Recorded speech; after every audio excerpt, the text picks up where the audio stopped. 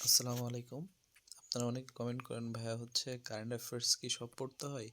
বা আমরা ব্যাংকের চাকরি বা কোনো চাকরির জন্য কারেন্ট অ্যাফেয়ার্সের কোন অংশটা পড়ব? তো সেটা আরকি আমি একটু বুঝিয়ে দিচ্ছি। প্রথমে হচ্ছে আমাদের এই যে প্রথম পেজে দেখবেন যে আ মানে ডে বাই ডে কিছু আমাদের কি ঘটছে সেগুলো একটু দেওয়া থাকে। সেটা আমরা একটু দেখে নেব। এখানে দেখা যাচ্ছে যেহেতু এটা অক্টোবর মাসের, তাই এখানে সেপ্টেম্বর মাসের কিছু অংশ দেওয়া আছে। যে ২৬ তারিখে কী হয়েছিল, ২৭ তারিখ, ২৮ তারিখ, ২৯, ৩০, ঠিক একইভাবে এই বইটা পাবলিশড হওয়ার আগ পর্যন্ত যেটা ঘটছে সবই দেখবেন এখানে দেওয়া আছে।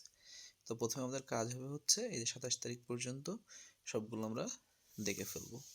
তারপরে এই যে এখানে কিছু আমাদের হাইলাইটেড টপিক থাকে যেগুলো খুবই গুরুত্বপূর্ণ, যেমন নির্বাচনী আইন সংশোধন হয়েছে, এইগুলো দেখবেন খুবই একটু আলাদা করে দেওয়া থাকে, এইগুলো আমরা পড়ে ফেলবো। আচ্ছা, সবথেকে গুরুত্ব দিয়ে যেটা পড়বো সেটা হচ্ছে এই 50টা প্রশ্ন। সাম্প্রতিক মোট 50টা প্রশ্ন থাকে। এই 50টা প্রশ্ন আমাদের বেশি গুরুত্ব দিয়ে পড়তে হবে। প্রত্যেকটা কারেন্ট অ্যাফেয়ার্সের সবথেকে গুরুত্বপূর্ণ পার্টই কিন্তু এই যে 50 কোশ্চেন, কারণ সবথেকে হাইলাইটেড টপিক এবং পরীক্ষায় আসার মতো টপিক কিন্তু এইটাই থাকে।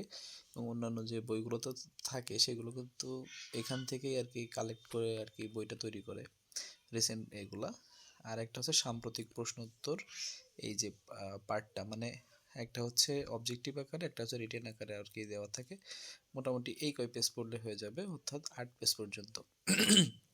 এছাড়া যদি আপনাদের মানে পড়তে মন চায়, আপনার ভেতরে একটু যদি কোনো টপিক পেপারের মতো আর কি মনে হয় যে গুরুত্বপূর্ণ, সেগুলো একটু দেখে নিতে পারেন। এই যে মার্ক করা আছে, ঠিক আছে, এমন এমন টপিক, কিন্তু মেন হচ্ছে কিন্তু প্রথম ওই কয় পেজ পড়লেই এনাফ। আর এর সাথে আমাদের যে কারেন্ট অ্যাফেয়ার্সে কিন্তু ওই মাসের ঘটে যাওয়া টোটাল যে এটা কিন্তু থাকে, মানে জব সলিউশনটা থাকে, সেটাও কিন্তু আমরা প্র্যাকটিস করবো। এই যে, ঠিক আছে, এই যে সাম্প্রতিক মানে ঘটে যাওয়া পরীক্ষাগুলো আমরা প্র্যাকটিস করে ফেলবো। এই আর কি মোটামুটি কারেন্ট অ্যাফেয়ার্স থেকে পড়লে হয়ে যায়, পুরো কারেন্ট অ্যাফেয়ার্স পড়ার কিন্তু প্রয়োজন পড়ে না।